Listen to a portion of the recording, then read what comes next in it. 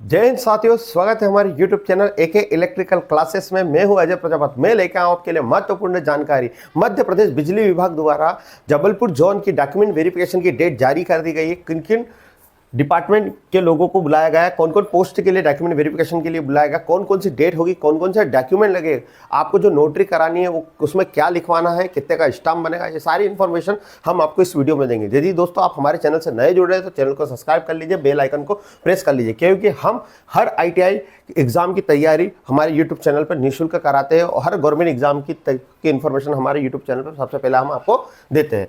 तो दोस्तों हम स्टार्ट करते हैं।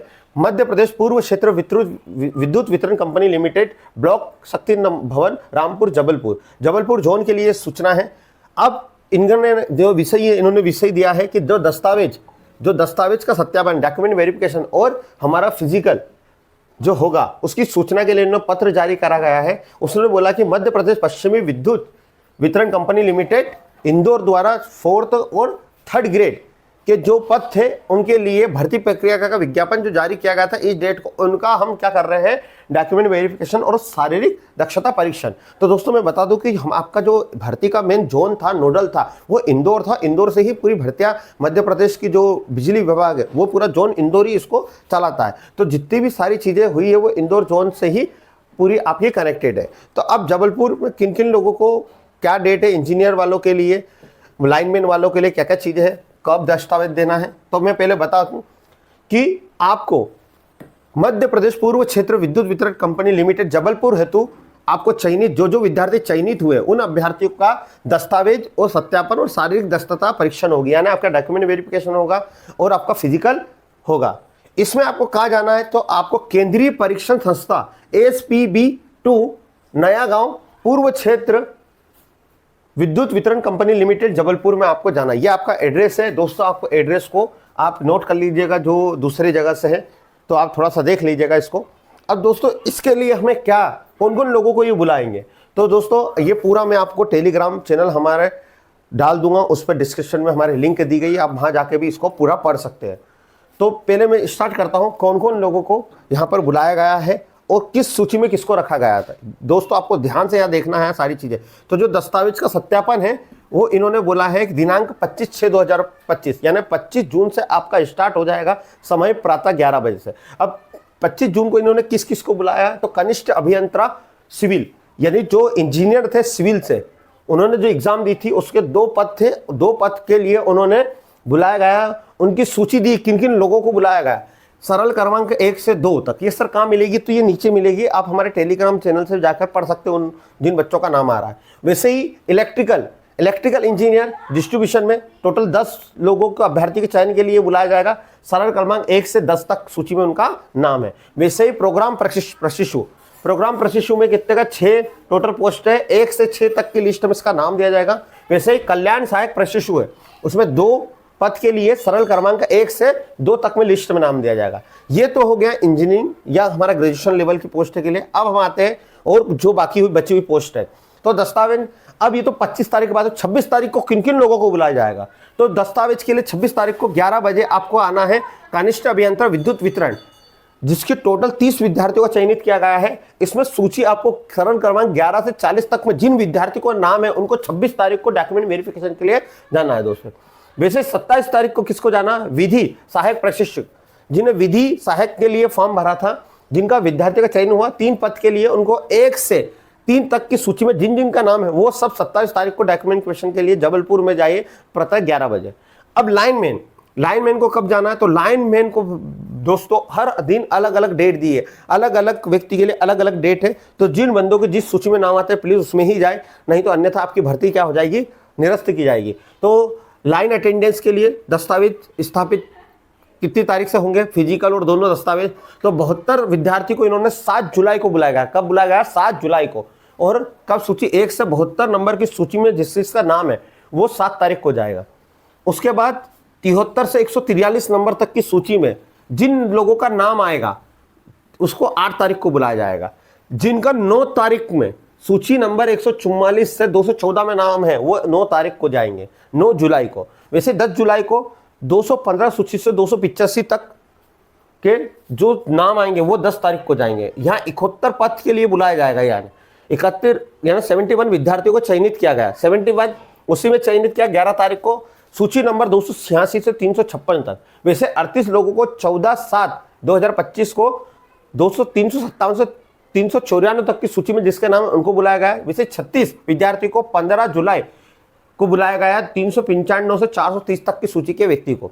तो दोस्तों आपके जिस सूची में नाम आ रहा है ये जरूर देखिए और उसके अकॉर्डिंग उस डेट को आपको जाना। ऐसा नहीं कि आपका नाम यदि आया था कि 73 वाली से 144 सूची में आया और आप चले गए 9 तारीख को, तो आपकी भर्ती निरस्त कर दी जाएगी। उन्होंने डायरेक्ट बोल रखा है यदि आपके द्वारा कोई त्रुटि होती है तो हम आप भर्ती निरस्त कर दी जाएंगे, आप उस पद के पात्रता दूसरे दिन आपको नहीं दी जाएगी। तो अगला हम देखते हैं इसके कि कौन कौन से डॉक्यूमेंट लगेंगे। तो ये सूची आप देख लीजिएगा, ये पूरी सूची दी गई है हमारे टेलीग्राम चैनल पे, आपको मिल जाएगी, लिंक में डिस्क्रिप्शन में लिंक दी गई है। और चैनल को भी आपने अभी तक सब्सक्राइब नहीं किया सब्सक्राइब कर लीजिए, बेल आइकन को प्रेस कर लीजिए। यदि दोस्तों आप ITI ट्रेनिंग ऑफिसर की वैकेंसी की तैयारी कर रहे हो या कोई भी ITI रिलेटेड गवर्नमेंट एग्जाम की तैयारी, तो हमारे चैनल से जुड़ जाएगा क्योंकि हम कराते हैं निःशुल्क हमारे चैनल पर प्रिपरेशन। अब हम चलते हैं, ये सूची तो आपको टेलीग्राम हमारे चैनल पर देख लीजिएगा किन किन लोगों के नाम, जैसे लाइन परिचालक के 9 तारीख को ना डेट भी दी रखी है, तो आपको इतना कंफ्यूजन होना है, नाम देखना उसके ऊपर डेट देखना है। अब मैं चलता हूँ आपको कौन कौन से डॉक्यूमेंट ले जाना है, तो क्या गलती नहीं करना है डॉक्यूमेंटेशन में। यदि नहीं है तो अभी भी आपका डॉक्यूमेंटेशन में सारी चीज़ें हो सकती है तैयार। तो सबसे पहले कनिष्ठ अभियंता, आप कनिष्ठ अभियंता यानी हम कह सकते हैं इंजीनियरिंग की बात करें तो आपके पास 10th 12th की मार्कशीट ले जाना है। उसके बाद आपको जो ग्रेजुएशन आपने जिस ट्रेड से करा है, जैसे मान लीजिए इलेक्ट्रिशियन से करा है, मैकेनिकल, सिविल, जो भी है आपका सिलेक्शन हो, उसमें आपको ले जाना है। और यदि आप संविदा उम्मीदवार है तो आपको 3 साल का जो एक्सपीरियंस सर्टिफिकेट है वो जरूर ले जाए, 3 से 5 साल का जो भी। वैसे विधि के लिए भी आपके पास LLB की डिग्री हो या 10वीं 12वीं हो तो आप ये ले जा सकते हैं। प्रोग्राम प्रशिक्षक के लिए भी यही है। वैसे हम आते हैं लाइनमैन के लिए यहाँ समस्या आ जाती है कि समस्या बच्चों को लाइनमैन में सबसे ज़्यादा आ रही है, जहाँ अभी तक मेरे को सुनने में आया है। केंद्र सरकार राज्य सरकार द्वारा मान्यता प्राप्त 10वीं परीक्षा जिसने उत्तीर्ण किया उसका सर्टिफिकेट जरूर ले जाना आपको। ITI आपने जिससे ITI करा फॉर्म डाला था, विद्युत कार, लाइनमैन, वायरमैन, उनसे उनके सेमेस्टर की मार्कशीट ले जाना। अब बच्चा क्या कर रहा है, सेमेस्टर तो ले जा रहा है पर डिग्री नहीं ले जा रहा है। जो आखिरी में आपका पूरा प्रमाण पत्र होता है ना, जिसमें दोनों से, जैसे ITI में 2 ईयर होते हैं, फर्स्ट ईयर सेकंड ईयर, तो उसमें जो डिग्री होती है फर्स्ट ईयर सेकंड ईयर, उसके बाद आता है फर्स्ट ईयर का रिजल्ट आ गया, सेकंड ईयर, उसके बाद एक पूरी ऑल डिग्री सर्टिफिकेट आता है जिसमें 2 साल का होता है, वो बच्चा ले नहीं जा रहा है वहां पर। तो आपको मार्कशीट तो ले जानी है, सेमेस्टर ईयर सभी की ले जानी है, ईयर वाला ईयर वाली की ले जाए, सेमेस्टर वाला सेमेस्टर। उसके बाद आपके जो सर्टिफिकेट है वो जरूर ले जाए।